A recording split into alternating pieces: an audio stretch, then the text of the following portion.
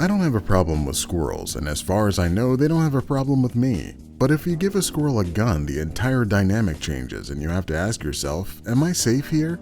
And as we'll see in Squirrel with a Gun, you're not safe here.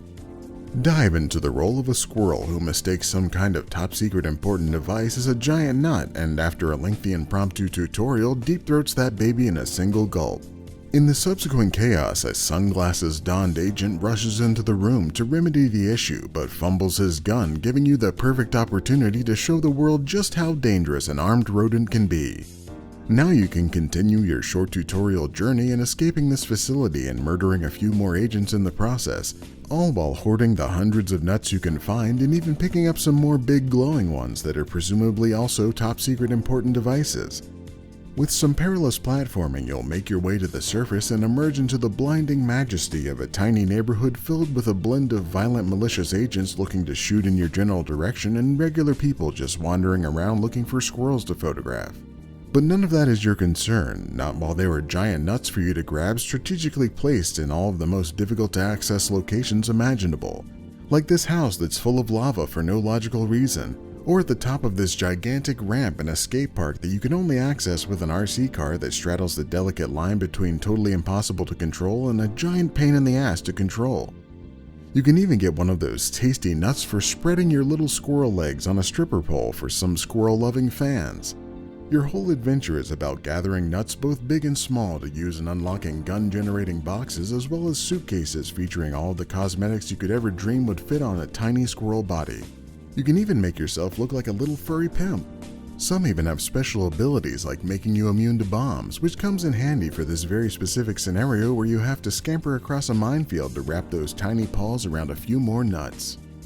Eventually, your nut-collecting fantasy is interrupted by a tank that appears out of nowhere and blasts you in the middle of the street, only to vanish underground into a tunnel for you to follow in your annoying car.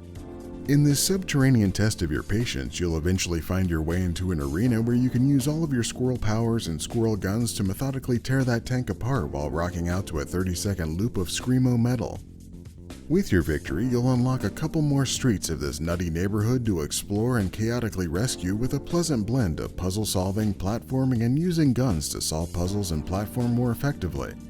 Squirrel with a Gun, using janky violence to solve janky problems in all the ways you'd expect from a squirrel. If you look at it at face value, you might think that Squirrel with a Gun is just about shooting guns at these various agents that are always chasing you around. Yet the guns really aren't as integral to the experience as it seems.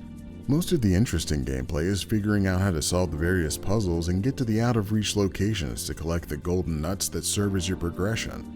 It's more like a classic collectathon, but you can also pick up and liberally use a variety of relatively gigantic guns to aid in your efforts.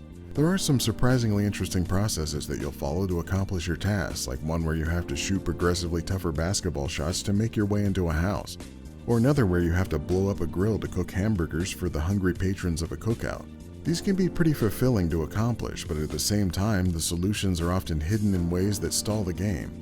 Like in that basketball scenario, the only way you could even find a basketball was to open up a random trash can, and there were no other trash cans to be opened previously to make that a logical conclusion. However, these weren't the biggest issue with the game. That was by far the bugs.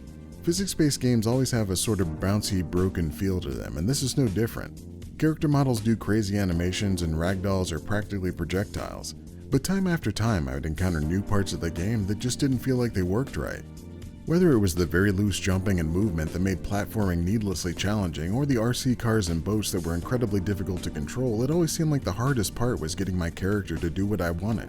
NPCs would kick important items around, or those items would occasionally just fly away on their own. The camera too seemed to be actively working against me, making random moments 10 times harder than they should have been because I couldn't see anything. But the part that made me want to quit the most was how you need to manually save all the time, but it never saved every aspect of what you accomplished.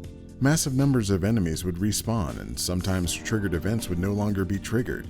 It made me feel like anytime I would quit and return, I'd be set back 10 or 20 minutes. So since this solid puzzle platforming collectathon also collected some janky issues, it's getting the abbreviated score of okay.